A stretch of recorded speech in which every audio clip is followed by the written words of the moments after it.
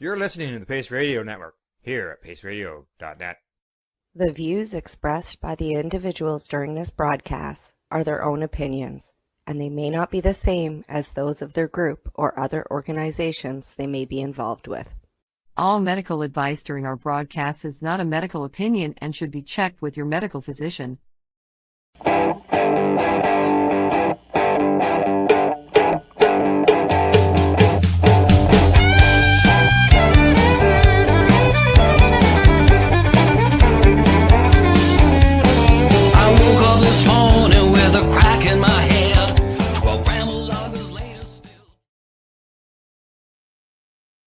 Good evening, everyone, and welcome to the Pace Radio Show. We are coming to you from paceradio.net and 420pace.ca.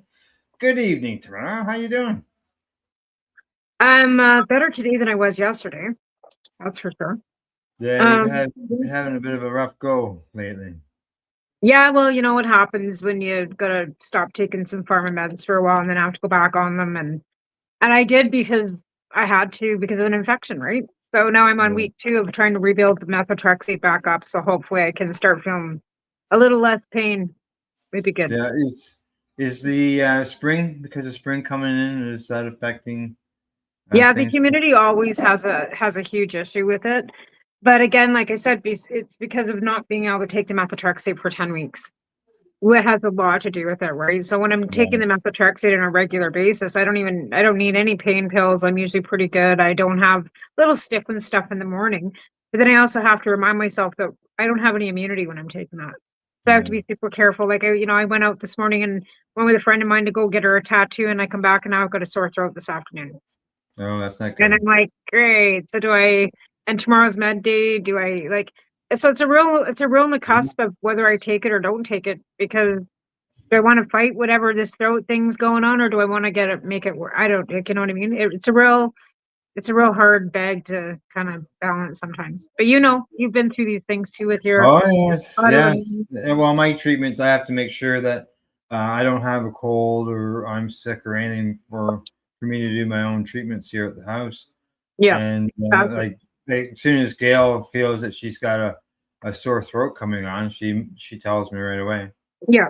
And that's the thing, like, you have to be not like, then, like, even if it was a kid, like he'd go upstairs and stay upstairs if he was sick. Like he went through long COVID. I never got COVID once, but that's because I masked, he masked, we washed our hands. Like I was super careful, but I could have, but I also didn't take my methotrexate the whole time he was sick. Neither way.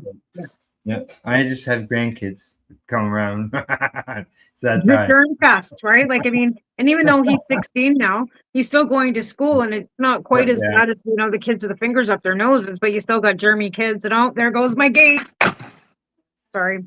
The cat was down here, and every time she jumps over the gate goes. Yeah. At least it's her first. At least it didn't set the whole house off. That was a good thing. Yeah, exactly. So tonight we got a guest that we haven't, neither one of us has spoken to in quite some time. I was actually telling Taven earlier that the last time I seen Matt in person was 2013 in Saskatoon at the Harvest Fest. Because it was the traditional Harvest Fest, and that was the last time I seen him in person was 2013.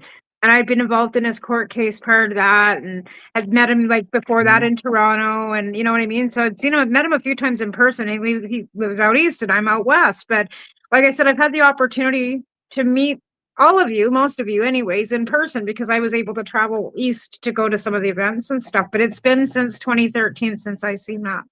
Yeah, really? Yeah. I can't remember last time. Anyway. I know that I wrote an article about Matt for the Cannabis Digest newspaper for Ted. Wrote about Matt's case in that. But instead of you and I talking about our occasions with Matt, why don't we just bring him into the program and we'll talk about what he's doing now. He's got himself he's launching a soft launch on a new business, I guess you could call it. Yeah. And we're going to talk some memories as well throughout the program. So absolutely. We've got 20 years of those behind us. Yeah, that's right. All right. At this time, we'd like to welcome Matt Mernagh to the Pace Radio Show. Welcome, Matt. How you doing? No, thanks, Al. Hey, Hey, Tamara. Thanks Hey. for inviting me. It's good to see everybody. Yeah, it's so good Yeah. to see you too, bud. It's You guys it's stand out like it's been since 2013 since I was actually able to physically give you a hug. Yeah. Well, I live kind of as a recluse in a very small community now. We're like 1,500 feet up a mountain, basically, in the escarpment. wow. Yeah, so it's an Ontario UN biosphere where I live, so it's brilliant.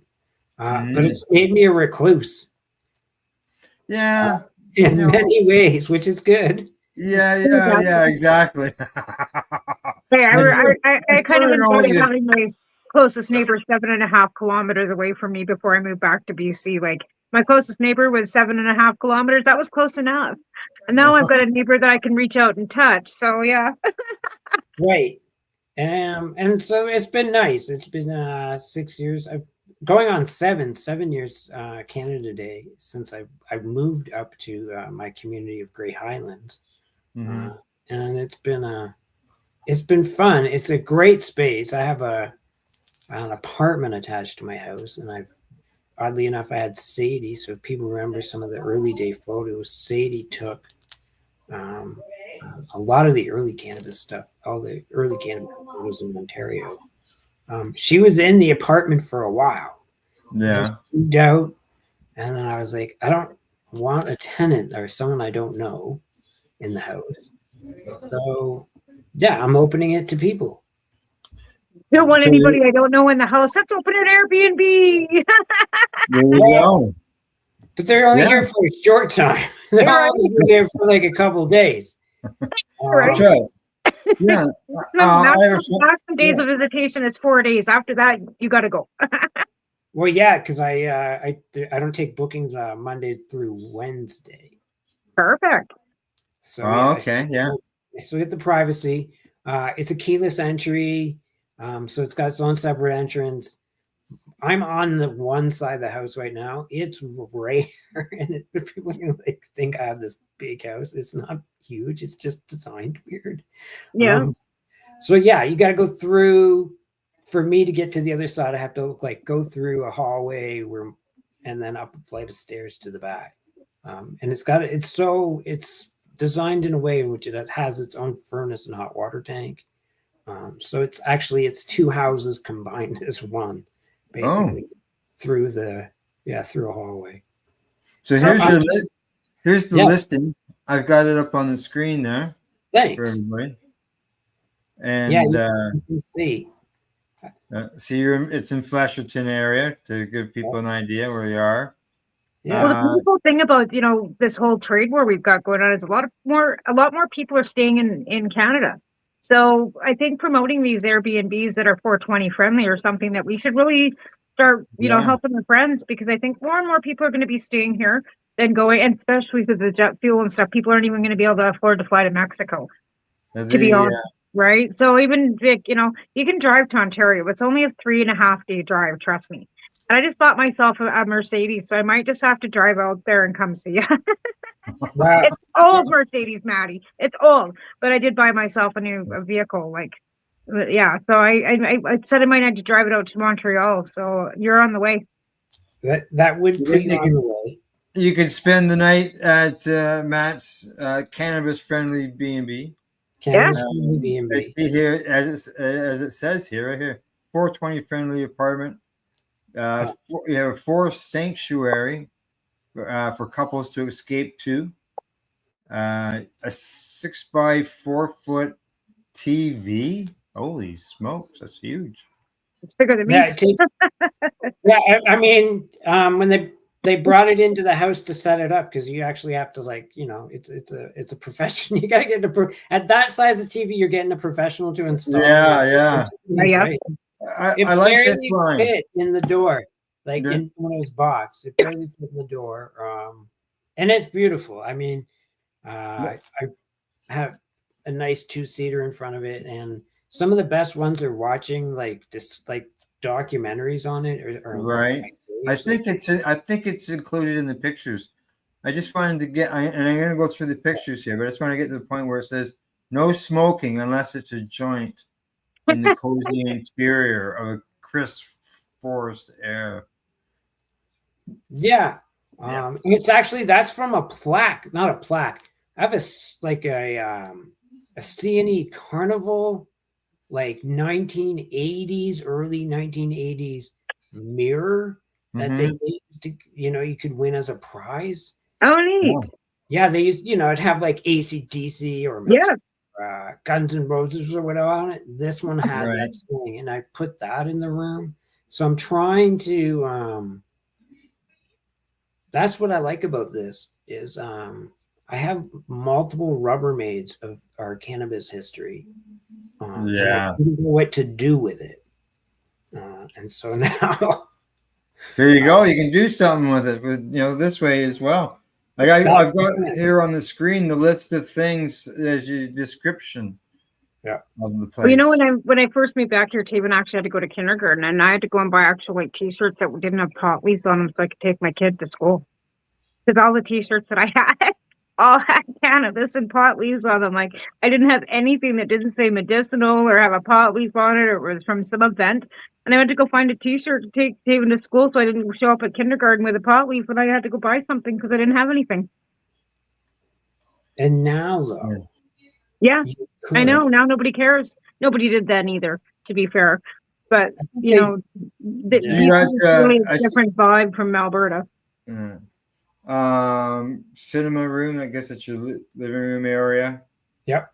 Seamless so you guys arrival. serve breakfast or anything with this, or is this just like there's a kitchenette, you fend for yourself, or are you guys available for any part of the experience? Or there is I potentially available because I am around the property for others, but I am in the freezer is a local food company called Cater Foods. That's my friend Ryan. He does prepared meals and they're frozen, so those are in the freezer. And you can just microwave those. So there is some pre-made meal options if people want to buy money for that. I also keep McLean's beer for people that want to drink beer in the fridge. Right. So yeah, it's a fully local. The Good Clean does eco-friendly cleaning. So it's nice to be able to contribute to my community in this way. Yeah. Keep it local. Sure. I see that as you say, you provide complimentary maple syrup for your morning waffles, and that's syrup that you made. Yeah, that's like a hobby I picked up here. Is making maple syrup, and it's awesome. The seasons are like I'm very in tune with the seasons and where things go. So I just finished maple syrup making season. I think I made about 30 liters of maple syrup. That's great. But I mean, you go from growing cannabis to making maple syrup too, right? Like, are you able to grow any cannabis on your property, or are you wanting to, or do you, or would that be sort of something to add to the experience? That's a great question because I hadn't grown cannabis in a year. And it's been forever since I grew cannabis. Like I hadn't grown cannabis. Like I was like, holy frig. Other than having bail conditions not to grow cannabis, right? I was always growing. I know, right? How you got yourself a full year off. I took a year off. There will be 4 plants on the property. They usually get the size of Christmas trees, like big, we got to take, my friend, we took a chainsaw to bring one of his down. That's how So people are like, oh, what's going on? I was like, no, these are just guys who are just like finally given the opportunity to grow cannabis legally and have farms and like wide open spaces to do these things. Right. And they're producing some great cannabis. And so somebody asked if they could just grow cannabis for me. I was like, yeah, sure. And then their report was like, so I emptied out the chicken coop into it and spent the day rototillering it into the soil. I was like, okay then. And they were huge, like huge. And it's been nice. It's like giving away vegetables now because it's so affordable. Yeah, it really is. When you can grow it now, and some people I've seen the days of getting very little off of an outdoor plant, but I've also seen the days where you can get a couple pounds plus off of Oh a yeah. plant, one plant from outside. So Yeah. So with your 4 plants, you could get 4 to 8 pounds. The only thing is I live right downtown Cranbrook, so I don't get that opportunity. Quit rubbing it in, because when I could, they weren't legal. right. Besides that, the deer would probably eat yours anyways. Yeah, you're right. The deer would eat mine. Yeah. Now back to your sanctuary here. I see on the listing information here that top tier gear. People have access to a volcano vaporizer, as well as high quality glass bongs and pipes. Yeah, for sure. Because these are things that I have in my home. Right. And so one of the things I really came up with this idea was I was at my friend, the eco affiliate, I was talking about it, and I was like, I smoke weed in my house. Like, I'm an adult. I pay the mortgage. Like, I did not buy a house to smoke weed outside. It's just, Right. it's not happening. No, Yeah. They said to me, because I've been trying to figure out what to do in the back part of my apartment, and they said to me, my boyfriend would totally rent a room from you just to sit in bed and smoke a joint. I was like, all right, then I guess we're going to do an Airbnb. Yeah. Right. And that's the thing. The nice thing about it is there's so many people now, because of the legalization of it, that are not hiding behind it anymore. Let's face it, the numbers maybe haven't exponentially grown, but because people don't have to hide it so much anymore. And then kids are also turning 19, and they're, getting more curious, and they're finding it's less harmful than alcohol. But Airbnbs and vape lounges are where the future is. And I wish that we could get our government's heads wrapped around the vape lounge thing. At Airbnbs and places that are cannabis friendly, where people can go smoke cannabis and not have to stand outside in front of a hotel and try and hide it. You know what I'm saying? Because even if you go to a hotel, you can't smoke inside your hotel room. You get charged for smell. And then you don't really want to be like outside the front of a hotel smoking a big fatty, even though we did it back when we really weren't supposed to be able to, because we thought it was, because we could. You know what I mean? As patients, and that's why we did it, to make a point. Where now you don't really have much point to make. I see, Matt, you got 3 patios that people can choose from, whether you want to sit in the shade, whether you want to sit in some sun. As well as you got a propane heated gazebo. Yes. And a fire pit. Yep. And so you can do year round. I live in a ski resort, Beaver Valley Ski Club. Perfect. It is a fall season. And it's been designed. This is the beauty. I've enjoyed this property for 6 years now. It's really helped me take care of some things for my mental health after cannabis legalization. When you look back at it, you're like, what was I doing to myself and my health? Probably not the best. So this place has really provided me an opportunity to have reflection, to build my strength back, where I'm like, wow. I just would like people to come and use the space and recharge themselves and see the opportunity that, with 3 patios, it really gives you the chance. Plus, other than cannabis, there'll be like 20 tomato plants growing on the property,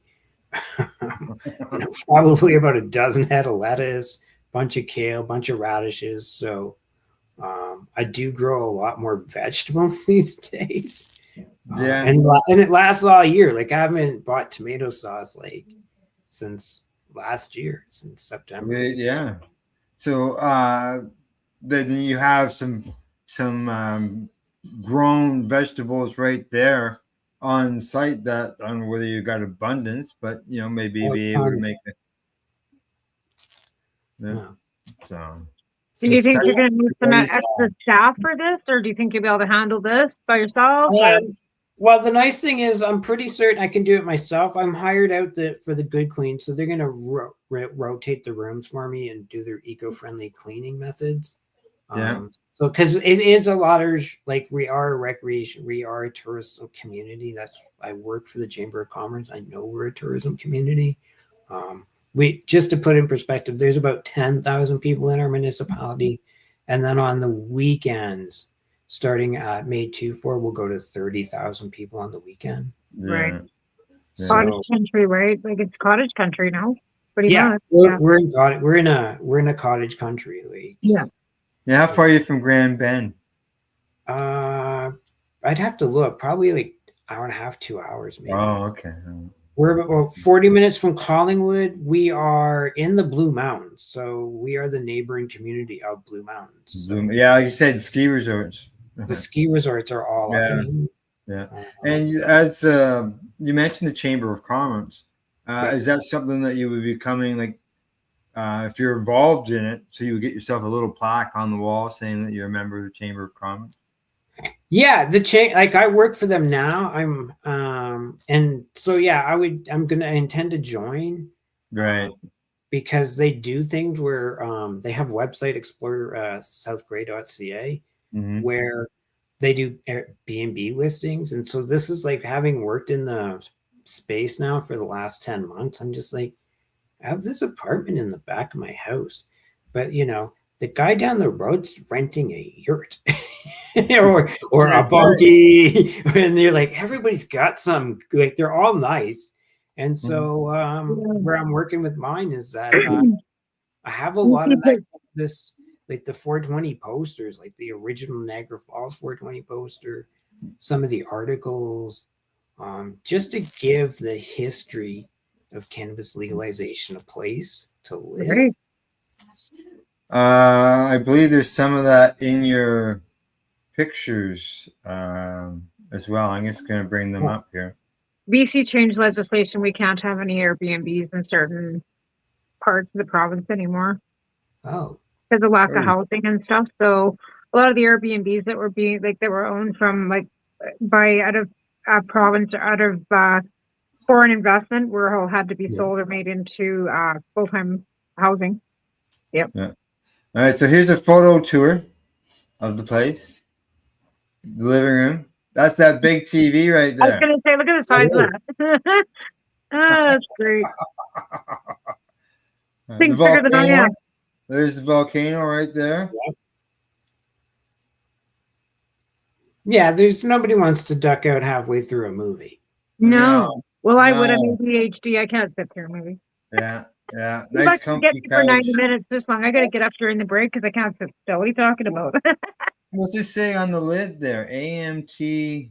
That's we didn't find, we bought that at the Mother of Yard sales in Collingwood.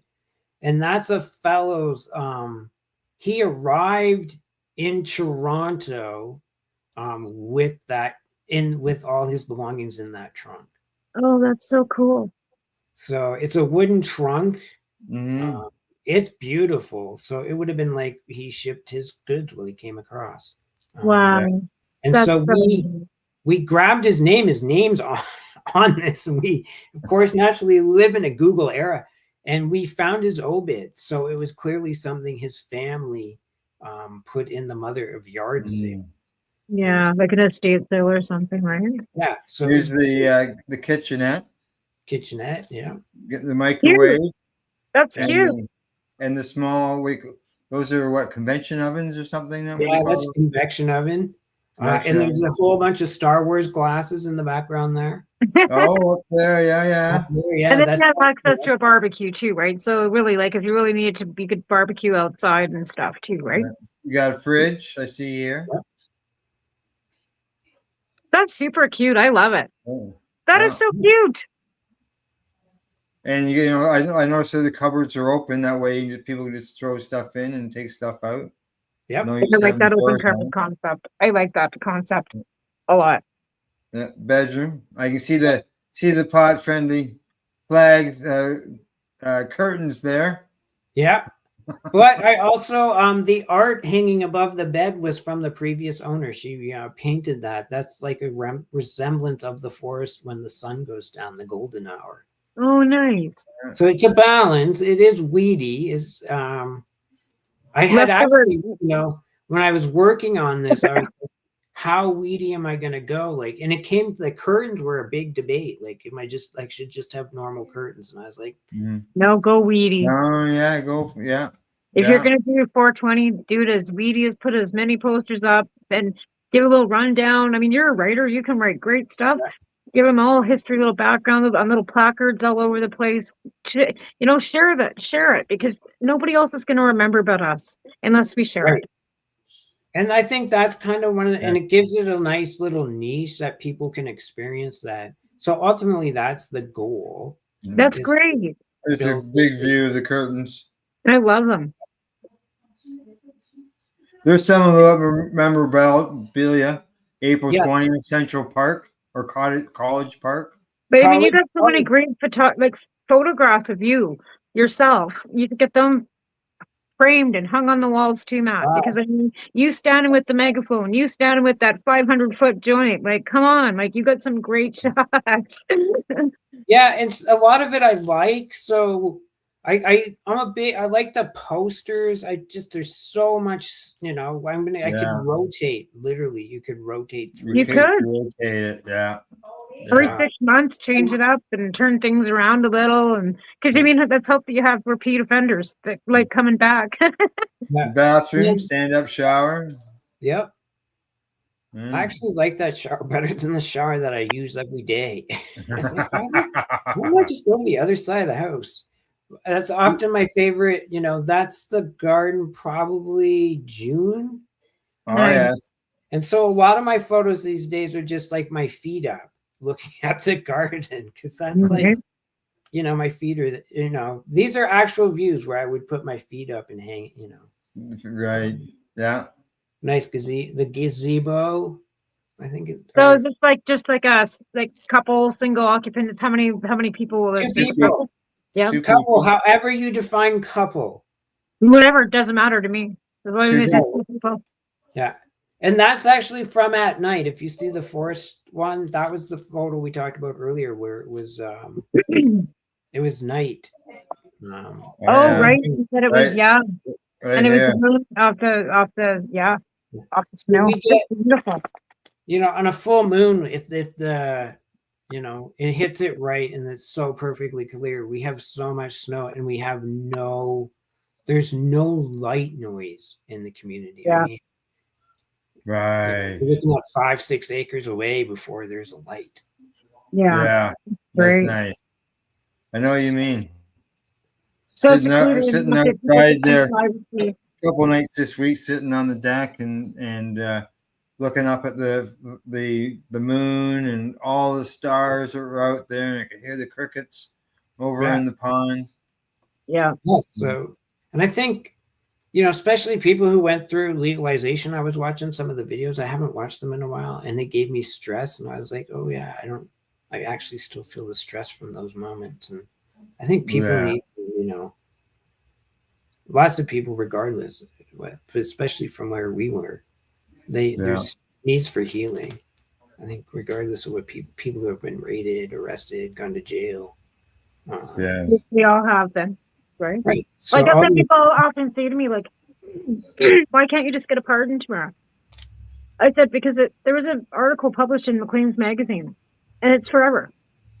So I'm not eligible for a Canadian pardon. Thanks for asking. Because they always just say, well, you could just get a Canadian pardon. Well, no, I just can't. Right? All righty. I see it's about the hour. Time for interesting on that side of things, because I don't have a criminal record. People often think I do. No, you don't. Right. So I'm 5-0. So I had a volunteer role in my community where they came out. We just need your background check, vulnerable sector. And I was like, I couldn't do it online. So I had to go down to the OPP cop shop. And the best part was the guys are beforehand going over the list of people, and they're saying all the people who wouldn't come in, which they were correct because it was just me in the waiting room. And the cop was like, all right, well, let's get this Mernagh guy out of the way. And so they lead me back. I'm following the cop. It's weird. I sit in a chair, and he's like, him and his partner pull up my CPIC, and they're just mortified. You just see them looking at me. They're just like, what is going on here? So the cop's reading it. It's it's long, been arrested, all the data, right, from that's out of date. And he just, Matt, have we ever convicted you? And I was like, no, I'm 5-0. And he's like, okay, we're good here then. And so I'm walking out with the guy. He's like, so you created like cannabis legalization's a thing. What do you think about it all? I was like, I think it's the best thing ever. But, I do miss when my heart goes boo, boo, boo, boo, boo, when the cops roll up and I'm smoking a joint. And he lost his shit. He was like that. He just was like, just lost it. And, for all you know, he's going home eating gummies or something. Oh yeah, exactly. Yeah. And the fact that they can now, I think, is absolutely amazing. That the veterans have gotten some traction with what they're doing. For every time that we took a hit, it was worth it. Like, I mean, so I can't go to Japan. It's not that big of a deal. You know what I mean? Be another brick out of the wall. Right. But again, like I said, for all the times we took the hits, it was worth it. It was worth it. Yeah, for sure. And it still needs more work to be done. There's no For the doubt. patients, absolutely. I mean, the recreational market is pretty, except for the, aspect of how the growers and stuff are treated and licensed producers, but that's like, between them and the government and their paying system, not, whether it's working or That's not. not us. We're customers now. That's right. Yeah. And I don't have to go in the back alley and wait for some CD guys. I think there's a funny thing to that is that, part of it is a lot of the people missed out on the, or don't know the history. Correct. And there's nowhere where they can teach it. And so no. And David doesn't have the, we used to have that, the cannabis or the, history in Vancouver, and that's been all taken down. That was all sold to whoever. I don't know how that all went down. Well, I've created some AI generated music and put it to pictures that I took during my times as being a writer, and turned them into music. And for example, the Global Marijuana March, people are just like, holy shit, when they see the photos of the, building to building wide amount of people that would be going down the street. Whereas now you're lucky if you get 50 people to show up. Well, Vancouver had a very good turnout this year. Like Vancouver, actually, people showed up this year. I was shocked. But it's not just for cannabis. I think, when you look at the numbers that we had for at its peak that pushed through legalization, no rally, no political movement was drawing that many numbers other than gay pride. You're right. Yeah. Right? Yeah. So the numbers were huge. Yeah. I mean, you can't get those numbers, at least in Toronto, they're not pulling numbers like that, or Vancouver. No, it's Trump. No, you can't get that many people out for Trump. And so really, we don't really need it. Cannabis protesting. We need cannabis celebrating. Yeah. Anything. Well, it's celebration. And again, the medical patients, we need to have some vape lounges. We need to have, there's things that there can be some improvements, right? There's definitely some improvements that can be made. But like I said, I'm so grateful that my son will never have to worry about getting busted for smoking weed. Right. It's like as mainstream as Nickelback, right? So it's it's that over. It's like that over. So we don't have those words. But I do the same thing when people heard around you're going to let people use cannabis. I'm like, it's not that foreign of an idea. I had people tell me they went to Nashville, they went to a vape lounge, they started explaining it to me. I was like, no, I just let it. I was just like, whatever. We already did that already. We're past you. And it's the Ontario Smoke Free Act. It really is. It's the same across Canada. It's exactly what's happening. There is, as Tamara says, I mean, it's patients have a right to congregate and to meet with one another and socialize. Socialize, educate each other, share experiences. But so does so should everybody else. Like it shouldn't. That's number two. You definitely do. There's some good court cases put together by other organizations and clubs that have existed. Before we jump into court cases and stuff, we have to take a break, guys. Sure. All right. Yep. Okie dokie. All right. You're watching the Pace Radio Show. We are live here at paceradio.net and 420pace.ca. We have our guest, Matt Mernagh, here with us as well. And we will be back in about, I just got to find it, which commercial I'm going to go on. Less than 3 minutes. Be right back. You're listening to the Pace Radio Network here at paceradio.net. Campbellford Lifestyle Shop. Open Monday to Friday from 10 till 7 p.m. or by chance. Check out our flags, our t-shirts, plus our hats, and look of that supply of rolling papers, plus much more. We've got bongs and your favorite herbal vaporizers.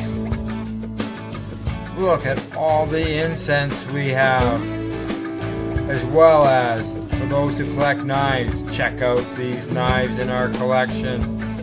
And while you're here, stop in to see Shay at the piercing room, where you can get poked by Shay. Daily deals, check them out.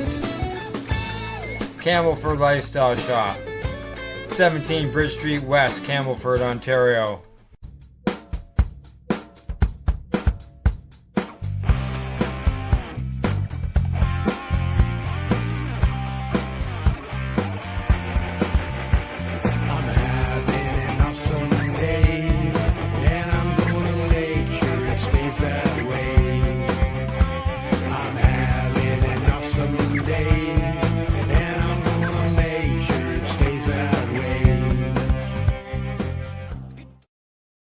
Limestone City Hydroponics is Kingston, Ontario's hydroponics shop. Take your growing to the next level and create the optimal environment with a tent kit, or maximize your yield with an ebb and flow flood table kit. Either way, Limestone City Hydroponics has more sizes and options to fit your needs. Are you looking for the power of the sun that adapts to your budget? Then look no further, as they have professional grow lighting. They have indoor grow systems that are easy and cost effective, with many options to fit your living space and lifestyle. Cultivate your growing potential. We have everything you need to succeed. And if you can't make it to the store, they offer local delivery to the greater Kingston area. Remember, when you're looking for experts to help you grow, then look no further than the locally owned Limestone City Hydroponics, 105 Sunderland Drive in Kingston, Ontario. Call them at 613-548-0420.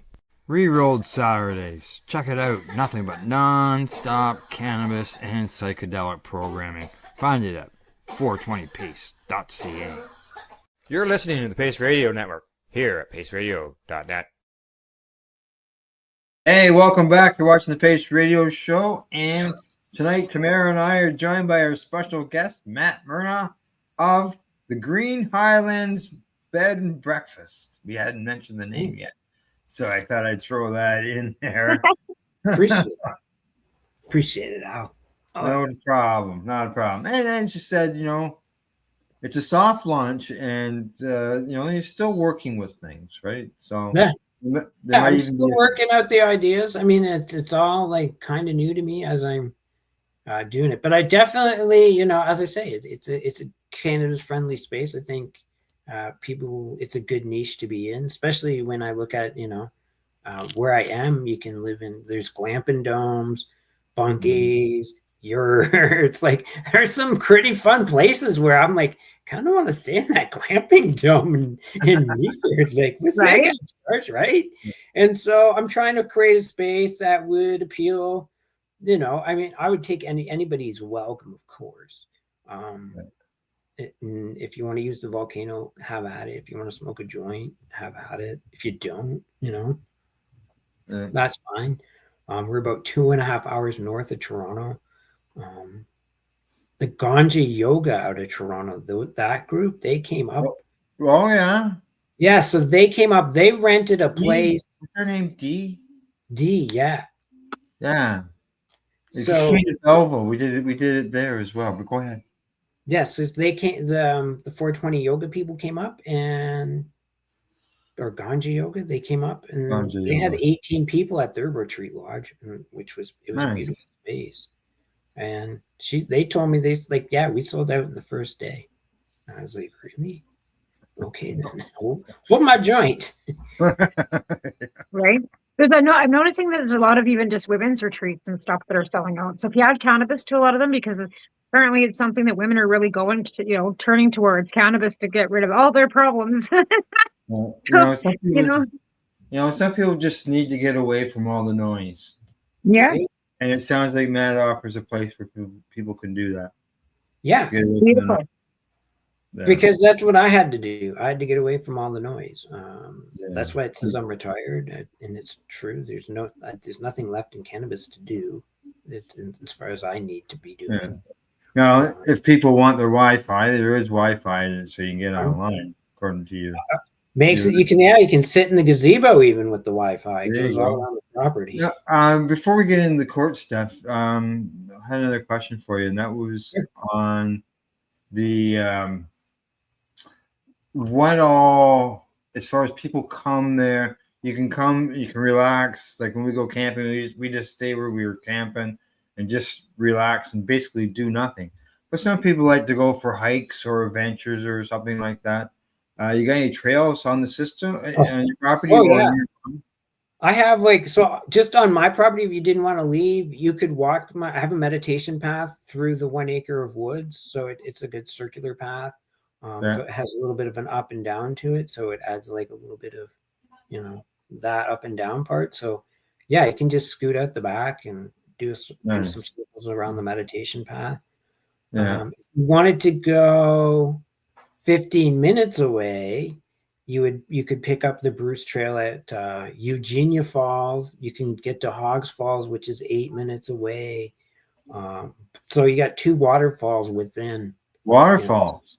Yeah, 10 minutes. The Eugenia Falls is higher than Niagara Falls, but the thing about it is, going there in July and August, there's not a lot of water running over it. Oh yeah, okay.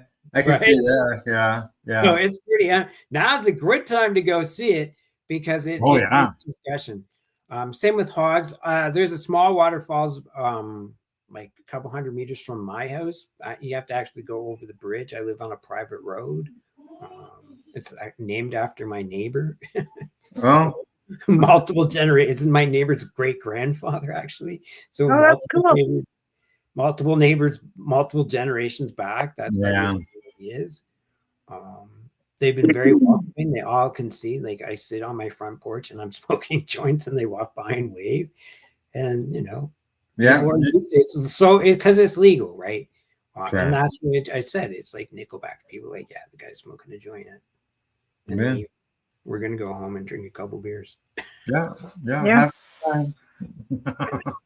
And most of them are, going to go and have a couple beers and sneak behind and, smoke a joint, just not tell you about it. Because they still won't. Like, the ones like that are like, between the ages of like 75 and 85, them people are still smoking doobies. They're just still not telling you about it. Oh, that's probably true too. Yeah. Oh yeah. There's still people who, have concerns and fear of the stigma being associated with it. I think it's or they have friends. Look, it's gummies. Everybody eats the gummies. Like, and I just had someone that's like, oh, I don't really want to use cannabis and nothing, and they're like doing CBD gummies because they got pain issues. I was like, right? When I was talking to them, I was like, you should just smoke a joint. Like just and they're like, no, gummies are just like my husband does every night. No, I don't want to do that. And so the next thing I hear is that she's doing gummies. I'm like, there's a product for everybody. It's accessible for everybody. They just go to a store. It's many ways. It's very.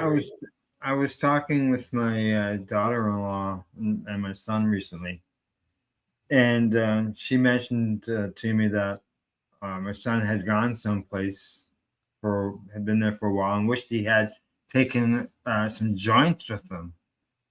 So he'd have a joint to smoke with his friends that he didn't expect to run into. And she said, well, why don't you just go to the store? Right.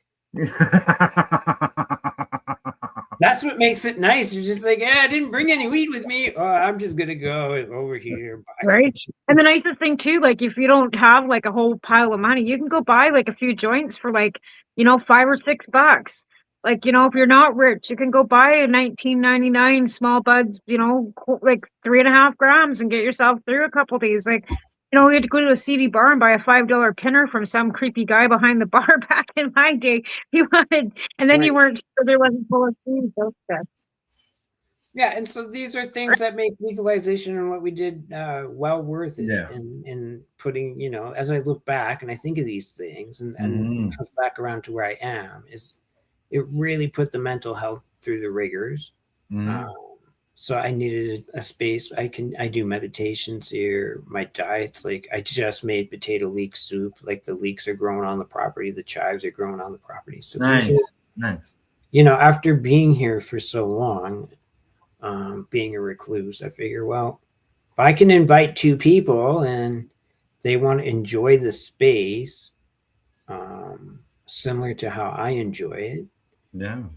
go for a hike, take in the Bruce Trail. We got 130 kilometers worth of Bruce Trail that runs through here. Nice. So yeah, you could go for a hike during all day and then come back and, snuggle up in front of the TV, watch a good movie. Right. Yeah. Yeah. I was out on a hike on the trails here. We're here, and we have some trails out back. And Nice. I'll take back, for example, today I took back some apples that were getting old, Yeah.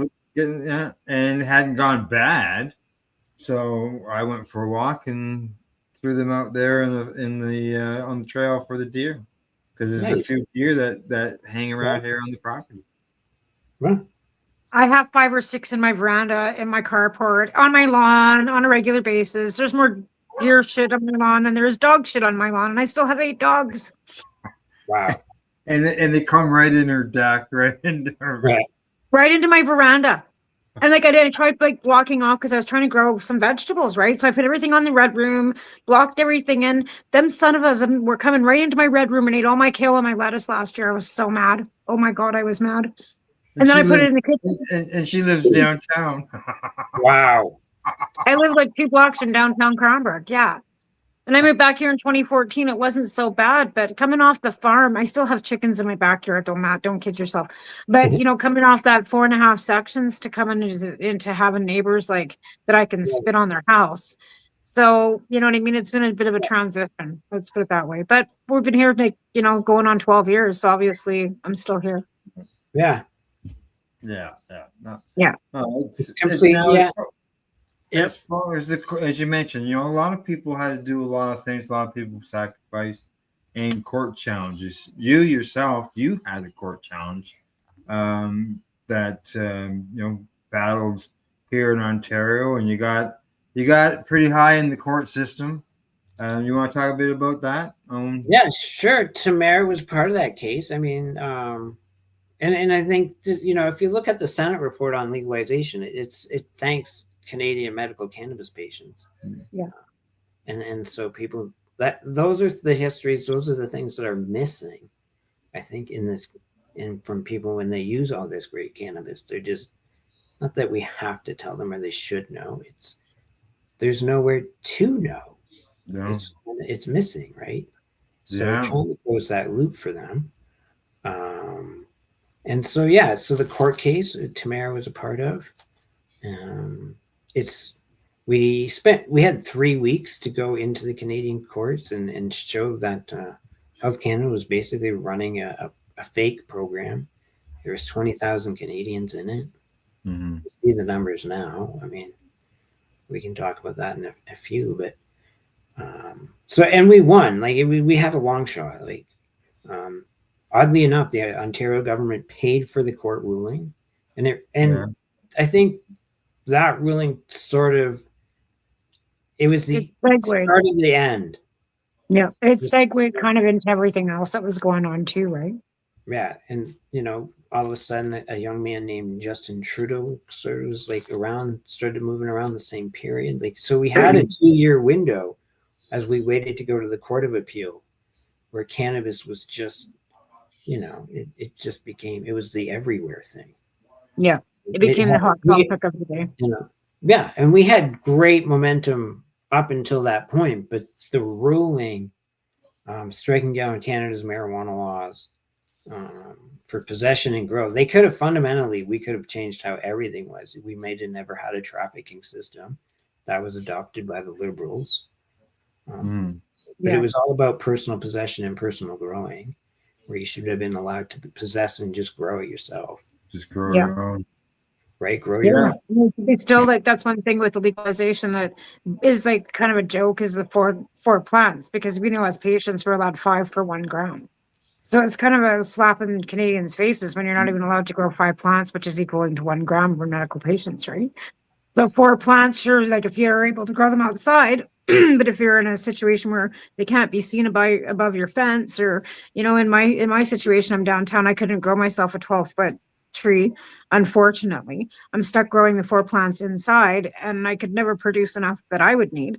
Because And in BC, you can't your plants can't be visible to the public, yeah, correct? to the public. Like even like the Invermere police or the RCMP went into this girl's place a few years ago. She was having there was a garden tour, and she had 4 plants in her backyard. They remember even that. raided these 4 Yeah. plants, right? Like ripped them out of her garden. I don't think there was any charges that were related. I don't think it went any further than that. But I mean, still for them to, because they were being displayed in a garden and somebody saw them. Like, Yeah.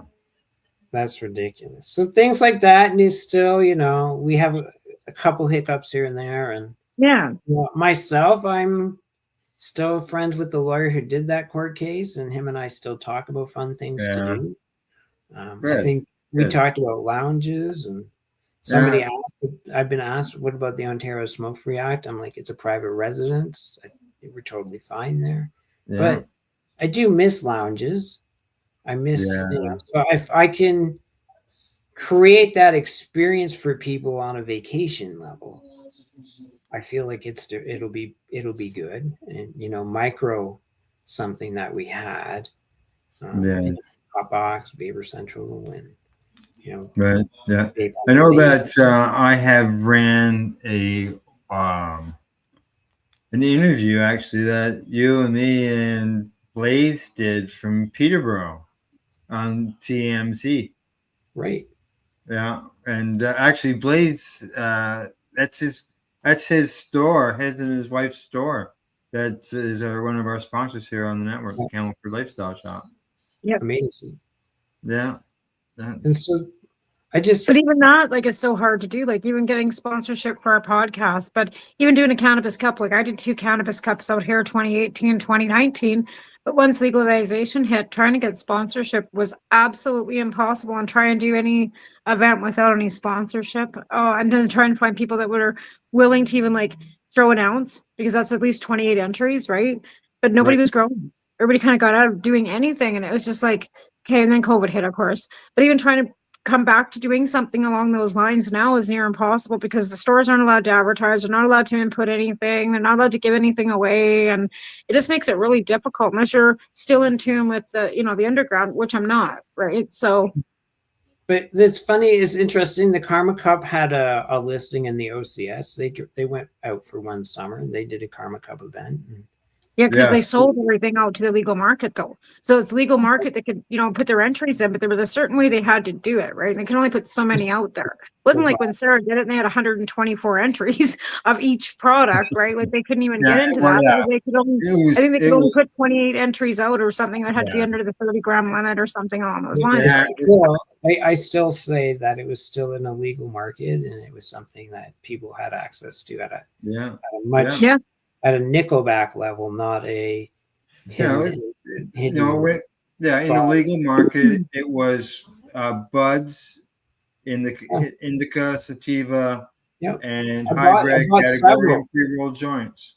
I bought several. I saw the ad. I was like, I'm coming back and buying a couple of those, because it was for fun, right? We did a live broadcast of a judging session, and there was probably 8 of us here that were all sitting around the table. That's great. And we broadcasted live the whole thing. So, and we wouldn't have had that a long time, like, without legalization, and I think those are incredible steps that we've made. And as I say, back to where I'm at, I was just like, I have space, and if people want to have that experience of using cannabis like adults, as I like to say, in their house, I go to friends, they're like, okay, we're going out to the garage, and I'm just like, motherfucker, it's -20 out. Yeah. Like, I know about that. I went out and bought a fishing hut and put put a heater in it. Right? I know, and like that's the thing. Like we don't smoke. Like I don't smoke cigarettes anymore anyway. But there's no smoking allowed in my house, but you can smoke cannabis in my house. Like Right. it's like you come in, you can smoke a joint, no problem, but don't light up a cigarette. No. Yep. And so, yeah, and being able to cater to that, people that are looking for that experience is going to be nice. Yeah. Providing them with some history.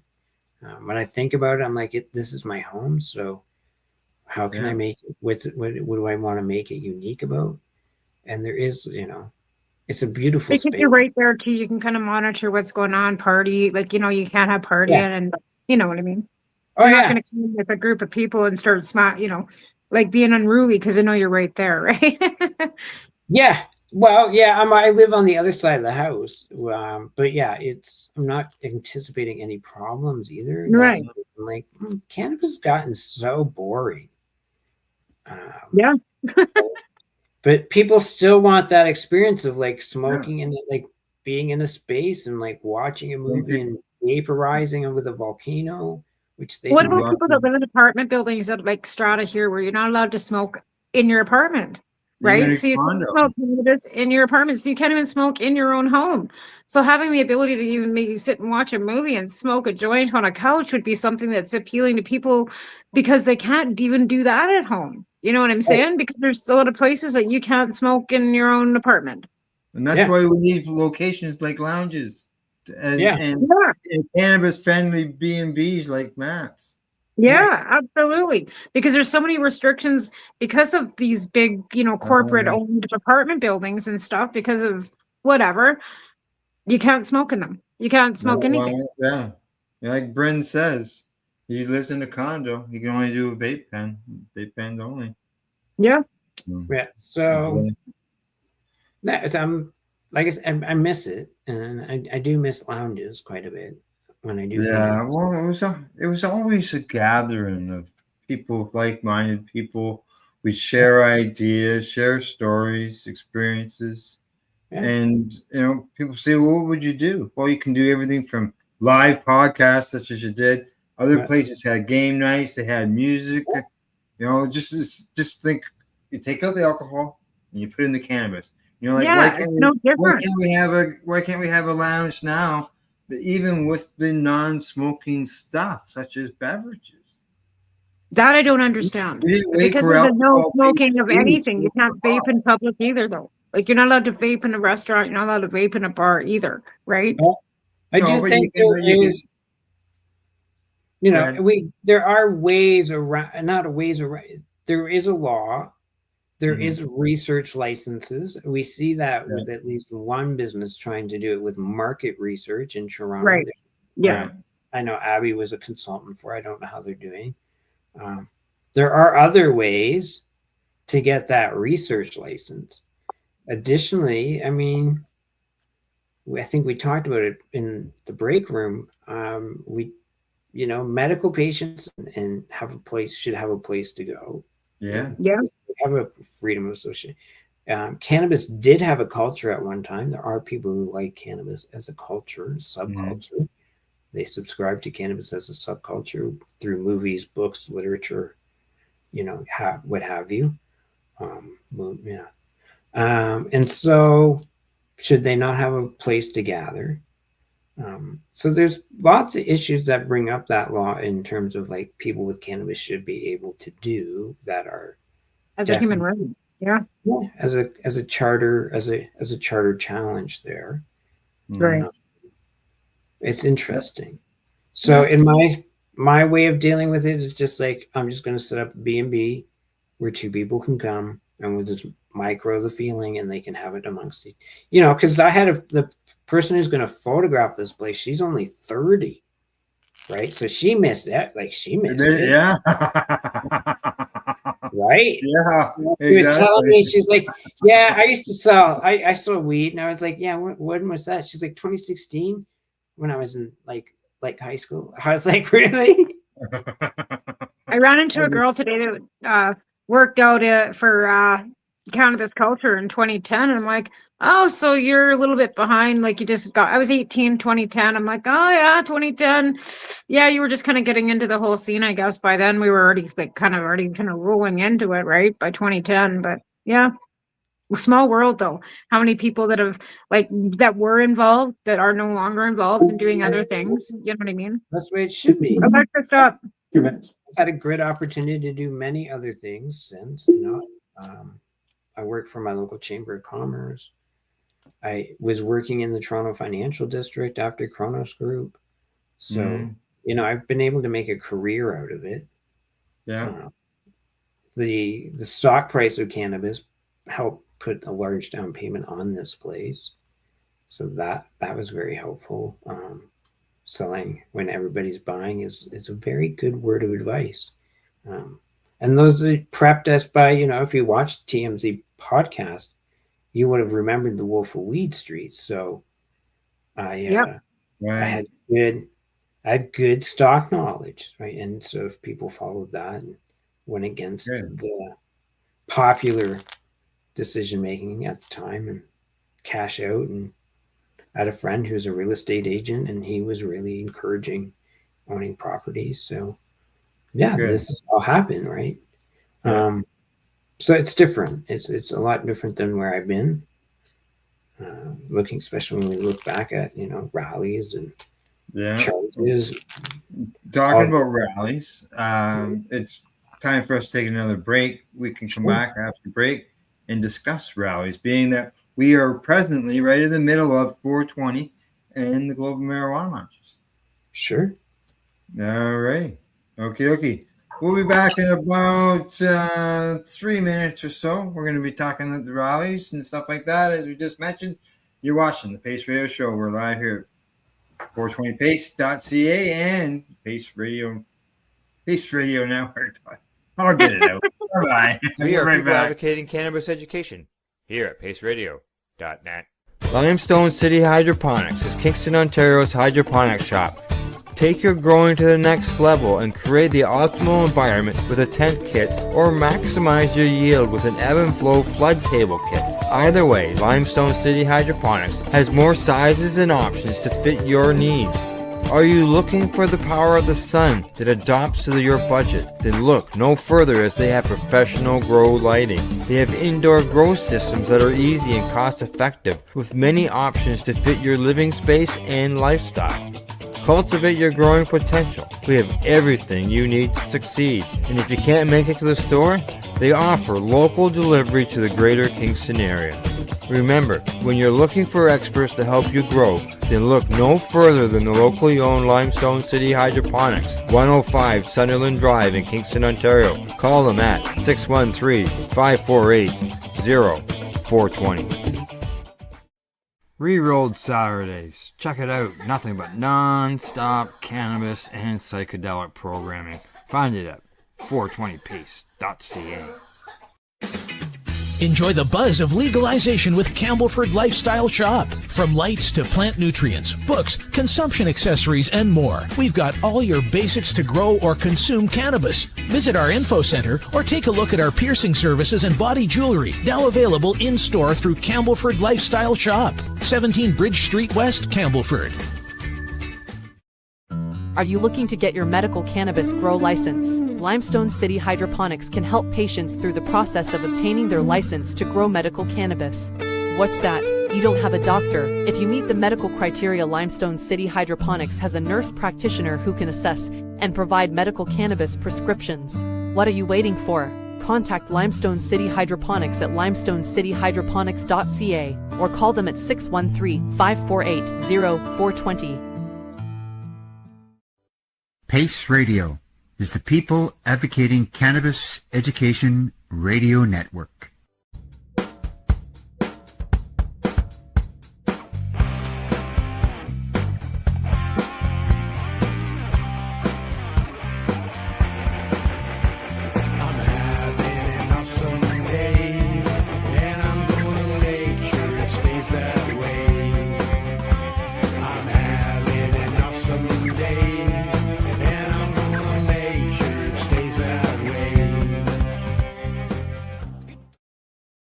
You're listening to the Pace Radio Network here at paceradio.net. Hey, welcome back to the Pace Radio Show. Tonight, Tamara and I are joined by Matt and Mernagh of the Green Highlands B&B, Bed and Breakfast. Matt's opening a new cannabis-friendly B&B, and we're helping to get the word out. And, we need more of these type of businesses, that's for sure. Absolutely. All right. What's that? Absolutely. What a great idea. Like I said, it's a great idea. Exactly. Yeah. And he's got a lot of history to discuss with people while they're there if they want to hear it. And he's got lots of artifacts that he can put on display. And talking about artifacts of all that stuff, 420 rallies have just happened. There was one in Vancouver. Out west, I don't know of any that happened here in Ontario. No. At one time, I can remember the first ones, the early ones, Niagara Falls. Yes. That happened there at the Highway 420. Yes, the real Highway 420. And Victoria Park Avenue. They're going down Head Hill down to the falls. You were involved in some of the later ones there, and then you guys started in Toronto. What was it like trying to set up such a large event like that in Toronto? Well, yeah, we got a lot of experience beforehand. So, and moving through sort of a system, it was fast because Niagara Falls, when we did Niagara Falls, we ended up getting Toronto media. And same with when we did Hamilton, we got Toronto media. So we kind of learned how to do the rallies on a much smaller scale. Also getting arrested. Somebody, a friend of mine, messaged to say, hey, do you know this time 20 years ago where you were? I was like, yeah, I was sitting in the fucking Hamilton jail. For giving away a pound of weed. Oh, were they all the pre-rolled joints? Yeah, pre-rolled joints. Pre-rolled joints. Yeah, I remember that. So those are, but those are like, hey, but we were rented the library where we talked about things like tourism. We talked about tourism. Rosie Rothenbaum spoke about his hash smuggling days. Yeah. Smuggled hash by the ton. I mean, going through rallies, we had Brian O'Dea who ran like 21 companies and smuggled cannabis by the tonnage, and so it's interesting. These are our legacy. This is our culture, our history, and it seems to be missing, in my opinion. You're right. It's like we just kind of got brushed under the carpet with all the rest of the dust, right? Right, and it goes even further back than us, of course. I'm talking, Rosie have been from Rochdale College. I mean, you can ride your bike. It's at Avenue and Bloor. People walk by it all the time. It's crazy. Yeah. And so I think there's a need for the historical markers. Yes. Out there. And including, the 420 rally at Yonge and Dundas Square. But before we went to the square, one of the plaques, the first plaque I got the first poster I have framed is 2008, 420 Yonge Street at College Park. There is a park in Toronto on Yonge Street with the address of 420 Yonge Street. It's not a huge park though, was it? Very small, and it was perfect because it kept us as a group more self-contained. The first year we were at Yonge and Dundas Square, we had like a small number of us, but a big space. It didn't work well in terms of optics and logistics. So by bringing it closer together, people could form community and connect, right? And so out of that, we hit a year where we filled that spot. We was like, we clearly had 1,000, and we're like, all right, well, you know what this means? We're heading back to the square. And we fought with them for years over that space. They would it was brutal. I watched one of the videos from 2014, an interaction with the cop where we had, a very powerful speaker system, I might say. Very impressive speaker system on a cart. So it was mobile with a mobile microphone. And the cops were just shitting themselves. They're like, what the fuck? You're going to jail for mischief there, buddy. And it was a circle. And I did that. I looking at it now. I was like, man, it's a good thing that cop left, because he would have maced me or something, because we had enough people that would have jumped him if he had tried to arrest me. Right. Right. Those are when we look at the rallies. But the big breakthrough, and this is what makes cannabis so weird, is herb for herb. Yeah. The guy won $1 million. Yeah, he wins millions of dollars. It's like, I'm going to put it to cannabis legalization. Yeah. The next year he funded, partly, we had like other sponsors. He funded getting a permit. So they went from like arresting me there to like, we'll give you a permit, so like you can do everything you want. Like, we'll have union workers, we'll have union workers set the stage up for you. Like, it was crazy when you think about all these things. It was crazy. Now, did they? Now there was a switch at one point. Did they ask you to leave because the crowds were getting so big that you're filling Yonge and Dundas Square, overfilling it onto the streets? Yeah, so that was one of the issues. We definitely closed off a side street beside the Hard Rock Cafe of all places. And we had gone to them and we were like, you should let us close it. Like, you should just agree to being like, hey, we know it's coming. They're going to get a large crowd. And so they had threatened a fine and they never did. And they would try and move us out of there. And you're like, what do you know? This is like, look at all the billboards in this center of this area of Toronto. Gets like 20,000 people an hour. Yeah. Yeah. Well, would you say it's Toronto's version of Times Square in New York? Yeah. Right. Yeah. So of course we're not going to move from there. So those are all the things we were doing.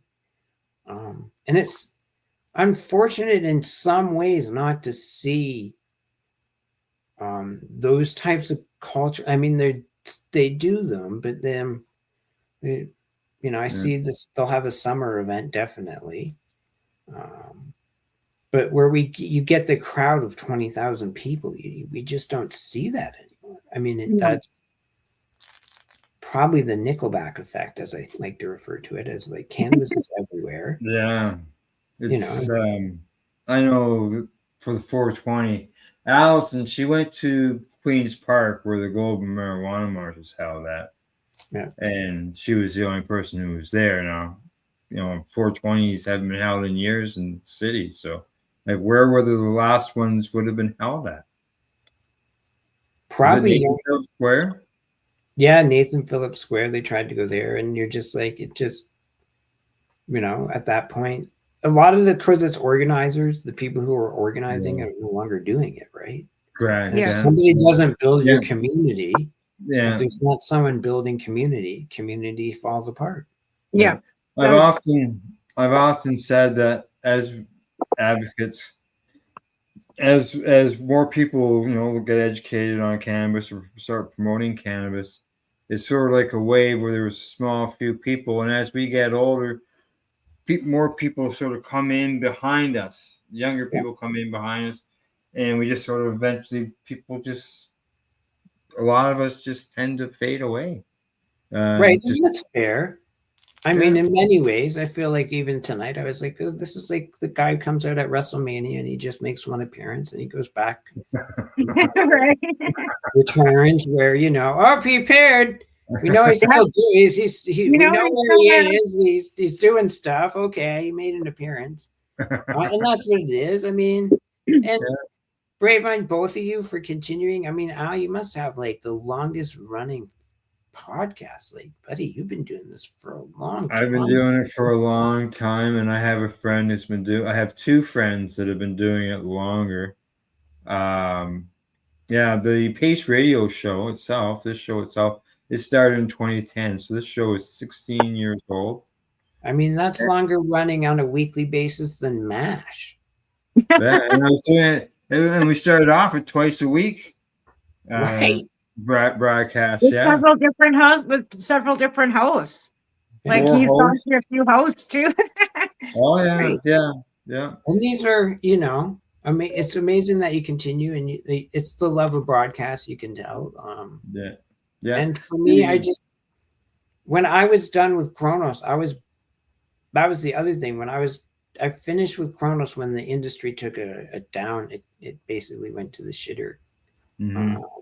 And I was one of the ones that Kronos was like, Matt, we're just gonna have to let you go. Like, we're trying, and it was in the middle of negotiating a contract that would have been, I had stock options in the company that I did very successful with, and they let me go with a 6-month severance package. And I still talk to a lot of people there that and I have no hard will with them. It just was a great experience, so much so that, with their practice, and John Fowler over at 7 acres. Yeah. 7 Acres, he was out of the business by then too. Him and I worked together, and did testament to John. We worked on rebranding my resume.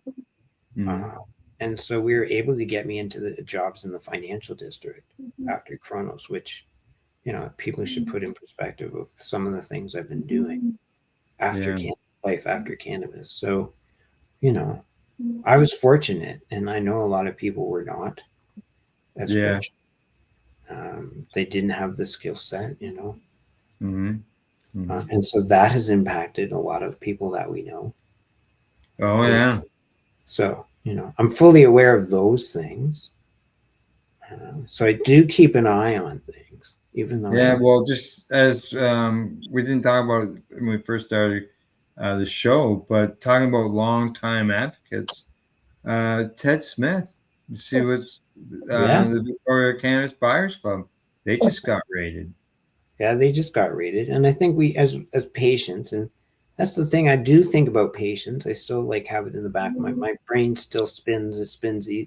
Cannabis is easy for me. It's not a challenge, and that's why I don't do it. It just doesn't challenge me like some of the other problems that I like to deal with now. And so I was thinking about that, and patients should just, to be quite upfrank, go to these stores and tell them whatever your ailment is, and you will be escorted out of the store. Yep. Yeah. And have it, and start having it done, and just and write down, hey, this was the store I went to. This was the time of day I went to. This is what I said.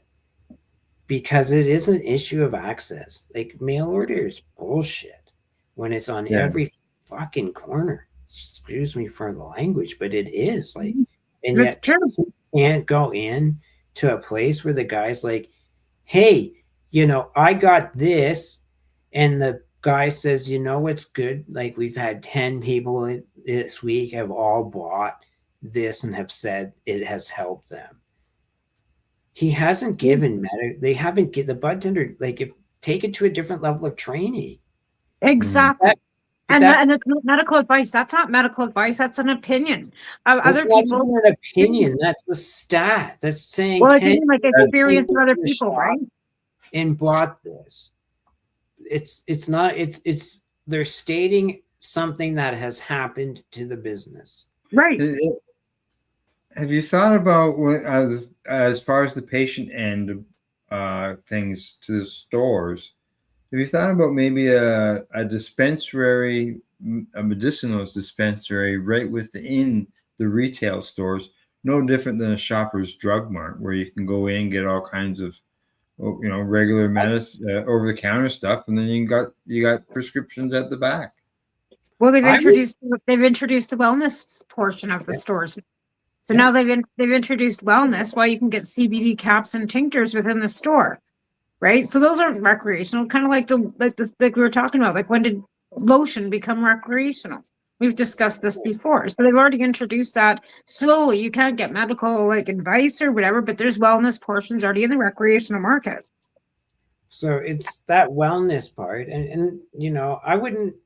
If there should be shops like Ted Smith's shop, Absolutely. There should be those dispensaries that are out there so that people that are medical patients can sit even in a waiting room, waiting to meet their, whatever you want to call it, dispenser, and connect with each other. Because those are things that are missing, is that.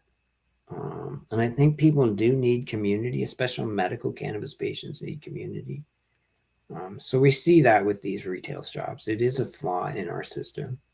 Yes. And it's stuff like, I watch from afar, and it doesn't take, because I've been so tuned in after Kronos and I was burned out. Like, it was very, very, I couldn't do cannabis. But I still keep an eye on it. Yeah. You can always just keep an eye, watch from a distance to what's going on. Right. Sure. Yeah. And I have friends, and how's it impacting them, talking to them. So when we see that, I know lots of growers, not good for them, that's for sure. Yeah. No, that's really changed a lot when it comes to the growing end of things for the way things were done under the MMAR program versus the way that they are now. So and they're doing a lot more inspections of patients' gardens now than what they did. Because they have to justify the money that they're using for taxation for these community safety units. So that's why they're hitting the patients, because they have to justify the budget. Well, yeah, and now I don't know as far as in the stores, I haven't seen any, but apparently, according to the reports I've read, now you can go to some stores, and get clones. Yeah. Oh, yeah. That was way back around here, but that was way back. I mean, that market is. Yeah, I had somebody say they bought OCS, like seeds from the OCS, and they grew it, and they were happy with the end product. They were happy with them. It's not a big market, though, which is odd to me considering how big seeds were a market in Canada. One reporter said pre-rolls in the U.S. have overtaken flour. So that sort of tells me convenience, and maybe convenience of going to the store, buying a pre-rolled joint is easier than growing a plant from a seed. But yeah, because nobody's got any patience, right? You got to have patience to be able to grow that plant to actually get the end product. Right, it's taking your time and all that, but as you said, a convenience. And I'm the same way. I didn't grow for a year, and I'm doing it like I'm going to put 4 back out there because it's good. I need my meds, but I have buddies that they all grow. It all comes into me. Like cannabis is given away. I give it away myself. I have a indigenous reserve about an hour away. It's got about 8 stores there. Ours was shut down. So ours are still operating. Ours are still operating, and that's another problem with the system. I mean, why are they? Right. Exactly. But they had an election out here, and apparently the old chief said it was okay, and the new chief says not so much. And it's got to do with the band, nothing to do with anything else. But the chief just said, "Band issue." For the most part, it's a band issue. Yeah. Down here, the band is fully in support of them. They pay licensing and all that. But the question on my brain is, why shouldn't LPs be able to sell to them by not applying their tax stamps? Yeah, the tax stamps and there's other things. It would be. And why are they not involved in the system? Why have they not been invited into this system? They should be, correct. And it's a gross oversight. It's gross. Why are these LPs not allowed to sell on indigenous reserves without the tax stamp? Are you telling me there's a store 10 minutes away from my house? So it's around the corner in the village. You know how it's an hour to get to that indigenous reserve. Do you honestly think the majority of the time I'm actually going to go to the Indigenous Reserve. To drive an hour. Yeah. If you use up Drive more an gas. hour? Base gas? I mean, I can fill up on gas when I'm there too, but I like the experience. The experience is different. I'm an hour away from Tyanaga. So if I was going that way, then I got my cannabis THC base. Right. But I wouldn't just drive down there specifically just to get it, because it would cost me just as much to go down there. Right. And so they should be in the system. And those are completely agree. And I know here they will allow. There's something to do with indigenous store or legal stores being on indigenous lands on some reserves, but it's not. There's things, for example, our former sponsor, Legacy 420. They could use their money that they made in order to sponsor events in their area to help out with different things. And but under the legal end of things, they wouldn't be able to do that. That's true too.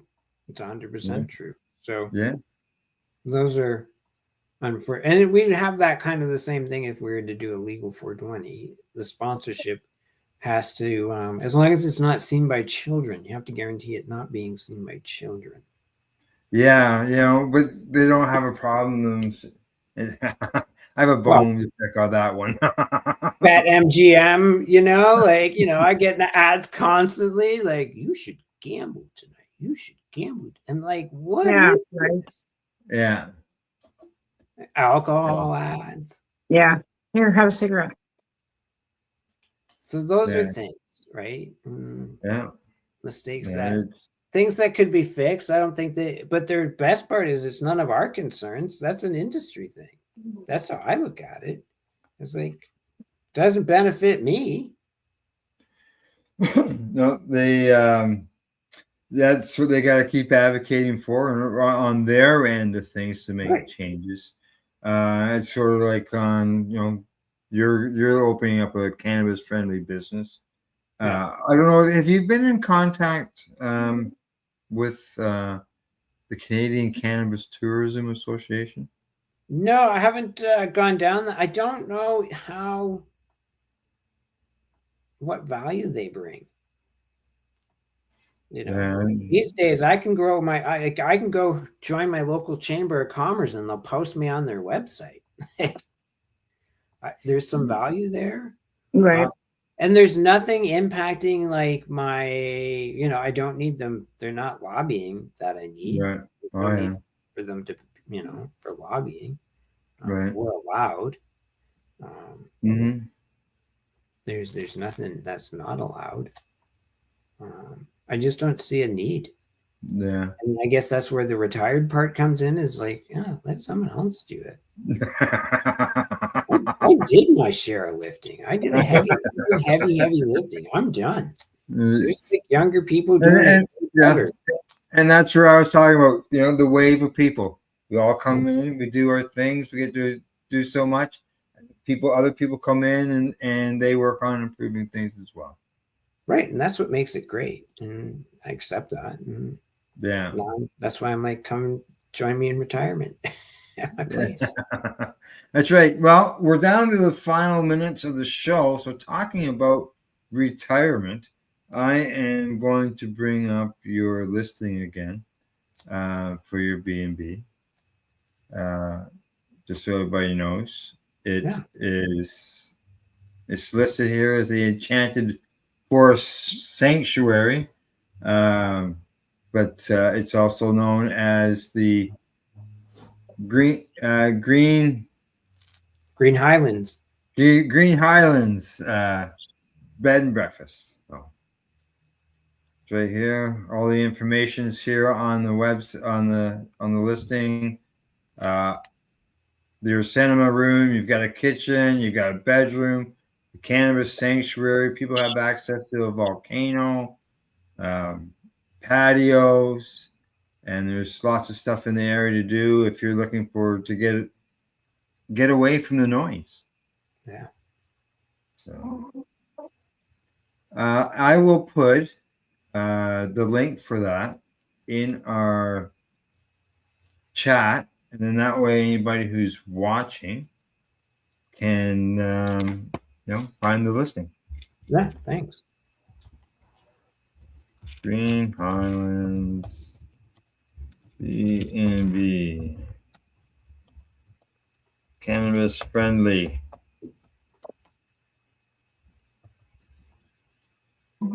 That's the Good. best. Green Highlands, I like that too. Yeah, we'll come up with the name. That's a good one too. Reminds you Yeah, of the I know. Eh? What do you Yeah. do? Eh? Decisions. right? Well, Yeah.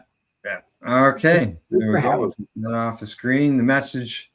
I sent the message out so people will be able to click on it, check out your listing. Thank Hopefully, do a booking. And Yeah. you never know. I have family that way, so I may stop by someday. Yeah, Free right. for you, free for you, Al. Anytime. Thanks, you, Matt. Thanks, appreciate Anytime you want to, just because you are a hardworking warrior that needs this type of space. When you tell me about your space, we're just supposed to sit there and talk about our forest. that. Yes, exactly. Sounds good. We'll do Right. that. All right. Anything? Shout out. End of things, Matt. No, that was my No, shout out. thanks Thanks for- to both of you. And again, Al, 16 years. Congrats on that. Thank you. It's an incredible amount of work. Yeah. I know how hard it is. Yes, it is. Tamara. Thanks for coming on the show, Matt. It was good seeing you, and good luck to your future Green Highlands. I hope to maybe be able to visit it someday too. That'd be great, Tamara. Anytime, you're welcome, free, of course, because you were part of my court case, so I hang by those people. So. There you Gotta go. make money, In buddy. Ontario, you got spots to stay, Tamara. Yeah. Thank you. Yeah. All right. We'll talk to you all later. Thank you very much, as well as thank you to our sponsors, the Campbellford Lifestyle Shop, Limestone City Hydroponics.ca, and ateze.ca, as well as thanks to my co-host, Tamara Cartwright, and to our guest, Matt Mernagh of the Green Highlands B&B. Thank you all for tuning in, and we'll see you all next week. Bye-bye.